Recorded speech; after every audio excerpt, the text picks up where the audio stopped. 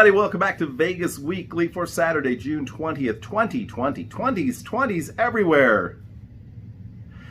Yep, we've survived another week and we're back talking about Vegas once again. Just a reminder, this Wednesday, 6 p.m. Vegas time. Do the math, okay? You do the math this time. 6 p.m. Vegas time, we will have our more or less monthly live stream. Look, if you're subscribed to the channel, look for the notification. We'll have the cute little thumbnail up here in a day or so. Hope to have as many of you on board as possible, and we'll do what we always do. We'll just chat. So everybody loves a good live stream, and when I'm involved, it's sure to be somewhat of a mess. But I hope you'll join us for that mess, and there will be prizes. Details to come. Well, there'll be a prize. There'll only be one prize. We'll give something away. Anyway, let's get right into the week's Vegas news. And we've been talking about reopening Las Vegas for weeks now. And we'll touch on it here really briefly. But this week we're going to talk about opening Las Vegas, because we're going to talk about Circa. But first, a quick update on casino openings and reopenings. It's been a little bit of a shaky week, certainly the last couple of days, with some of the news out of Las Vegas. And so far as I've been able to tell, I have not seen any more official announcements about reopenings. This past week on the 18th, we saw the nicely scheduled, nicely done reopening of the Westgate, Excalibur, and of Paris. But there are no official dates listed on any of the websites for additional openings as far as M Life or Caesars are concerned. Of course, next week on the 1st, we will see the reopening of Mandalay Bay, Delano, Four Seasons, that whole complex. That's on the 1st. Actually, next week on the 25th, we'll see the reopening of Luxor as well as the shops at Mandalay Place. And also on the 1st, we will see Aria.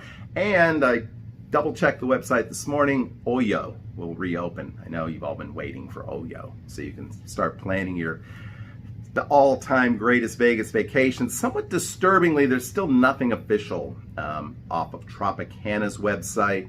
I have been reporting a July 1 date because that is what I had heard, but I am going to retract that for now because I do not see any official information suggesting a reopening for Tropicana. So keep your fingers crossed on that one. Obviously, that's a property that's been passed around a lot, has had difficulties sort of getting an identity and gaining a sort of foothold in competing with all the other major properties on the Strip. So hopefully we'll hear something from them soon. But this week we heard something from Derek Stevens, the owner of the Golden Gate and the D, and soon to be, well, he is the owner of Circa Las Vegas, that enormous project that's been going on downtown for the better part of a year now. It's supposed to be completed in December. Well, we got some news this week that if you are chomping at the bit to check out Circa, you will not have to wait until New Year's. You can do it around Halloween.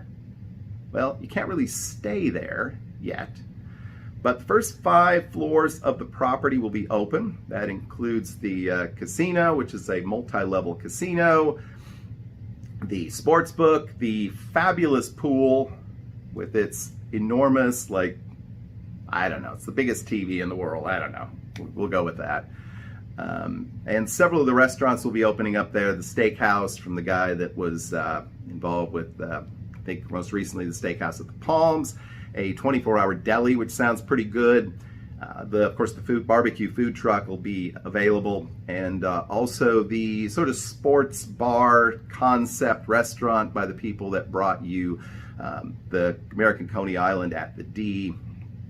The sort of Pan-Asian restaurant from the people who brought you La Thai, one of the most well-reviewed restaurants in Las Vegas, will not open initially.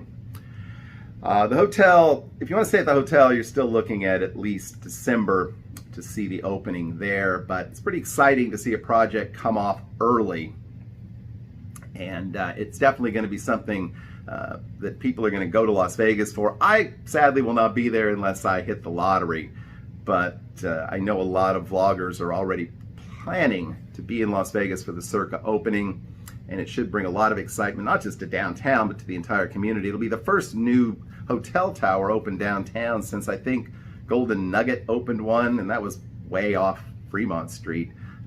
That's been a number of years ago. So in addition to, all the improvements we've seen, we have the tower going up the downtown Grand soon as well. I mean, it's done. So look forward to a lot of excitement downtown in the months to come. If you are excited about staying at Circa, I'm going to post a link. I don't do that too often. To post a link to our friends at the 5 Hyundai by Midnight podcast. If you're not listening to that podcast, I don't know where you've been hiding under a rock. But they've had some pretty good connections with Derek Stevens and the D for years, and they published a list of all the room types and the amenities coming at Circa. So click through that link. I'll put it right under the video this morning so you can check it out, and be sure to check out their podcast, which we're going to reference again in the show just a little bit later. But yeah, the final sort of steel girder to complete the construction, to sort of top off the D, was also the Circa also took place just a day or two ago. So basically it's all interior work. It's going to take some time to get the hotel rooms online, but otherwise definitely kudos to those folks. And by the way, not just Derek Stevens, but Richard Wilk and the whole sort of staff at the D has been extremely friendly to new media and social media, and so we're very excited to check out their new project. And you know what we always like to check out every single Saturday is, what is PJ up to? I hear his evil twin JP might be appearing in this week's live stream. But until then, you can check out the real thing, the man himself, with this week's Cocktail of the Week. Hello, ladies and gentlemen, and welcome to another episode of Cocktail of the Week with your host and not a professional bartender, PJ.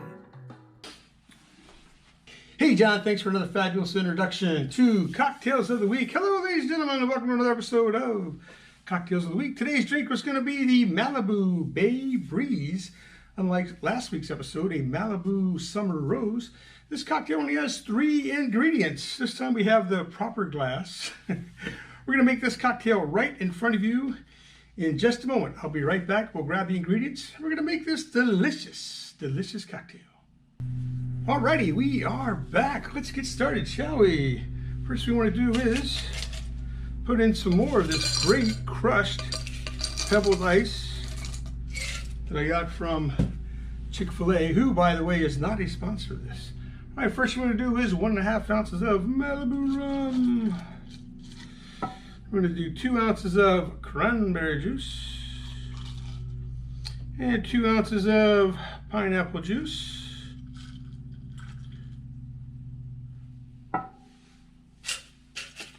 Top off this with the rest of the ice. Alrighty, add my straw. And of course, minus the umbrella, a cherry. And ladies and gentlemen, just like that, we've created another fabulous drink, the Malibu Bay Breeze. 3 ingredients, 1 cherry. What do you think? Looks pretty tasty. And you know what's coming next? That's right, I'm gonna taste it. As you know, we didn't shake this, and a lot of cocktails that have fruit juices in it, pineapple juice, orange juice, sometimes you do want to shake to get that nice foamy head on it. But we're not shaking this one. We're just gonna drink it. Cheers, everybody.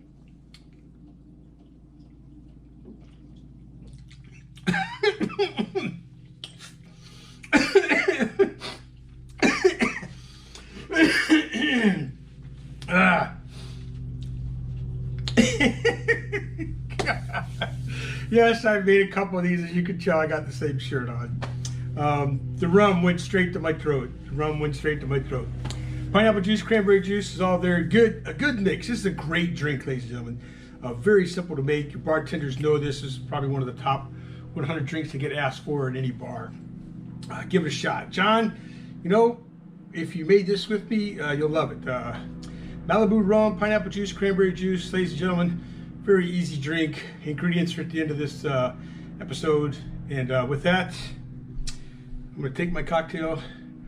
I'm going to salute to John. And I am out of here. And as always, ladies and gentlemen, please drink responsibly. Cheers.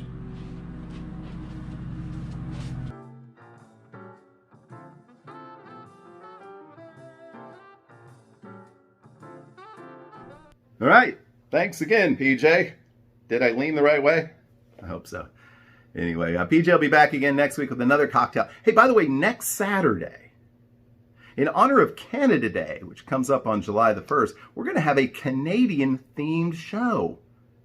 Yeah, we're going to have some Canadian stuff, and PJ has got a special drink for us that he's going to share with us next week as well. So a tribute to all of our friends across the border, north of the border, coming up next week. I mentioned earlier that I was going to reference the 500 by Midnight podcast again today, and I'm going to do it in this context. As I was thinking about the history segment this week, I started thinking about the checkered past, which has been, well, the site of the current Drew, Las Vegas. And on last week's podcast, they were mentioning the fact that this location seems cursed. And I thought to myself, well, let's look at the history of this location and just see how cursed it is. And it's got a checkered history. We don't have time, okay? You don't have time, I do, to actually go through the detailed history of this site and everything crazy that's happened there. But we're going to talk about, we're going to give you the abridged version today of the unluckiest, or maybe the most cursed location in Las Vegas. It began in 1948 with the building of the Thunderbird Hotel. It was the fourth resort on the Las Vegas Strip. The first three, for you trivia fans, was El Rancho Vegas, The Last Frontier, and of course the fabulous Flamingo. It was basically across the street from El Rancho Vegas. It may have been the first sort of locals casino. It offered a lot of good food deals, became a popular watering hole for local politicians and business leaders. Unfortunately, its first curse, maybe as a result of using a Native American theme, and I assure you they did not do it with great sensitivity or political correctness back then, was the curse of the mob. As with so many other Las Vegas casinos, the Thunderbird got in trouble because of mob connections. Of course, there was a Lansky involved, and there was trouble, and gaming licenses were revoked or almost revoked. And, it wasn't the best thing for the Thunderbird. Eventually, the Thunderbird in 1964 found its way into the hands of Del Webb, one of the most famous developers in the history of Las Vegas. He would eventually move it on to Caesars World, yes, the company that at that time owned Caesars Palace, and they had big plans to develop the property and then decided maybe that wasn't such a great idea. After a couple of more sales, it was renamed the Silverbird. But the Silverbird would be cursed as well. Shortly after it would open, there would be a major fire on the site, which would cause a lot of damage. The Silverbird would only last a few years with that name, and in 1982 it would change hands yet again and be dubbed the El Rancho. El Rancho in honor, or in theft, of the old property that sat across the street, El Rancho Vegas. Now, for a time, El Rancho seemed to be doing well. They actually expanded the hotel property to where there were like nearly 1,000 rooms on the site. But perhaps the El Rancho was poorly timed. After all, towards the late 80s and early 90s, we began to see the development of themed resorts. And the shift in the Las Vegas Strip definitely went further to the south, leaving the rather northerly located El Rancho, leaving it sort of out there on its own with the Sahara, and that was about it. So in 1992, El Rancho would close its doors, I guess due to the only curse there being bad luck. There were plans in place for the better part of a decade to redevelop the project. And if you want to go to the Wikipedia page and, hey, knock yourself out, there must be like 15 paragraphs about all the many ways in which this property was going to become something else. But of course, most distinctly for any of us who visited Las Vegas in the mid to late 90s was the sign that was posted on the facade of this decaying property, which told us encouragingly that Countryland USA would be coming soon. Well, Countryland USA did not come soon, perhaps due to yet another curse, the curse of vermins. Well, among other things. In 1999, an investigative team on a local news station managed to get inside El Rancho and discovered that the place was basically falling apart. It had become a homeless shelter, a shooting gallery. There were rats and vermin everywhere. There were exposed wires everywhere. Well, it wasn't too surprising that any investors that might have been interested in redeveloping that particular property dried up. And in 2000, what was left of the El Rancho / Silverbird / Thunderbird was finally imploded. However, the site would not set undisturbed, perhaps it should have, for very many years, because in the mid-2000s, plans were announced to build the Fontainebleau Hotel, and those plans seemed to be going well. The Fontainebleau, an homage, or theft, again, of the name of the famous Fontainebleau Hotel in Miami Beach, would reach a height of over 700 feet. It would be topped off. Much of the interior would be done. And then there would be the curse of greed, I guess, as the financial crisis of the late 2000s would stop construction and ultimately end the dreams of the Fontainebleau. It would set there a lovely monument to human excess, the tallest hotel in all of Las Vegas and Nevada, the second only to the Strat as the tallest structure. In the late 2010s, around 2017, the property was finally acquired by a group. I think it was the Witkoff Group, who, in collaboration with Marriott, the hotel people, it seemed promising at the time. The Drew would be reopened right around the time that the expanded convention center would move in right next door. It was, seemed like a marriage made in heaven. These were actually developers and investors who had history and had deep pockets. And this was going to happen until even last year, even though we had seen some delays in the opening date. There was every reason to be encouraged that the Drew would eventually come to pass and hopefully would be a fabulous resort, probably an upscale property, but a fun place to visit and someplace new to visit. And then we had the plague come, the next curse, the plague. And suddenly investors who weren't quite sure about what the future of Las Vegas and the Las Vegas Strip would hold decided maybe we should put the Drew on hold, which is where it stands as we speak. Will there ever be anything made of this place? Will the Drew ever come to pass? I'm not a structural engineer, but how long can that building just sit there, unoccupied, unused? At some point, doesn't it, decay?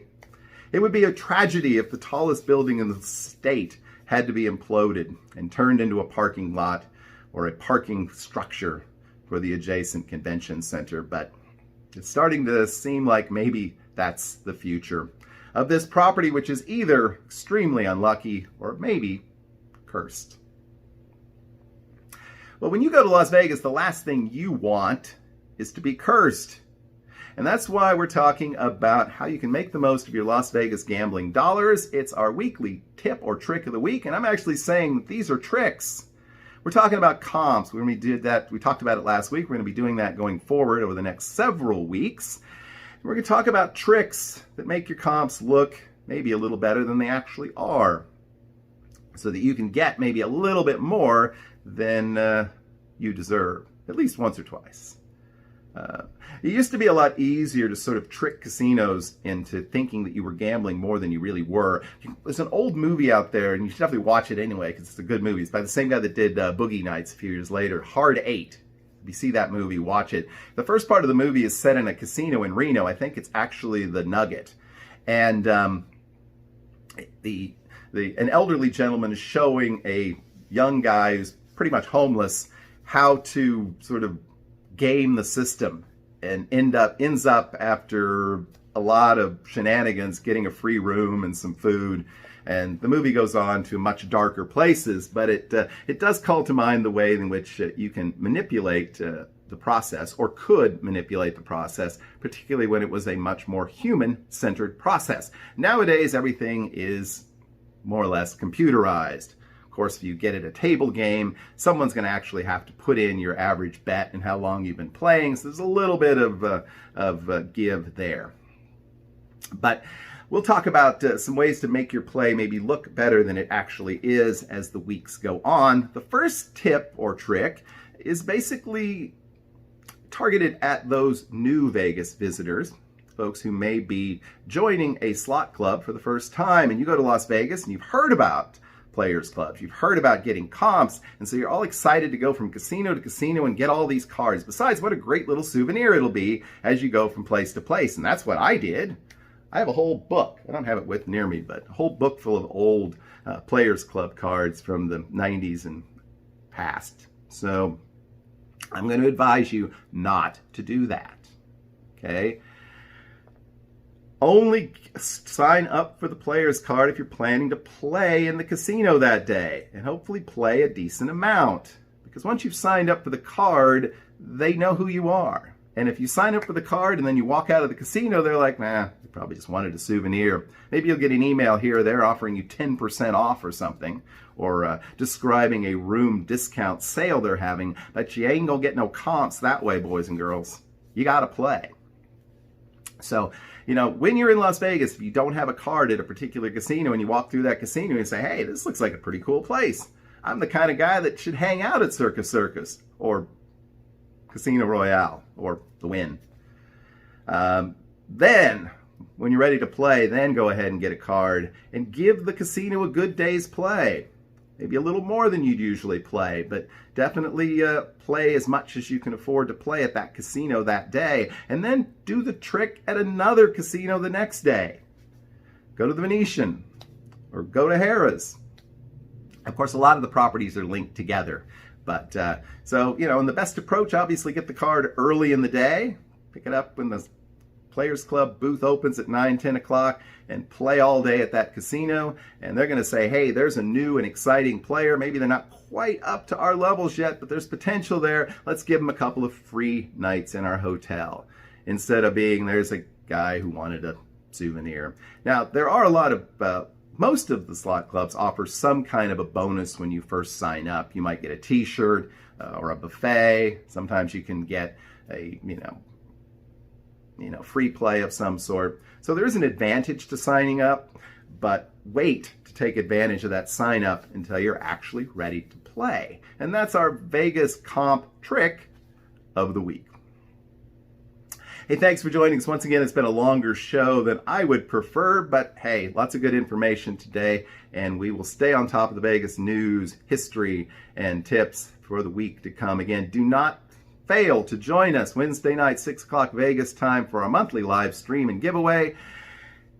Until then, I hope that you have a great and lucky week. We will. See you soon.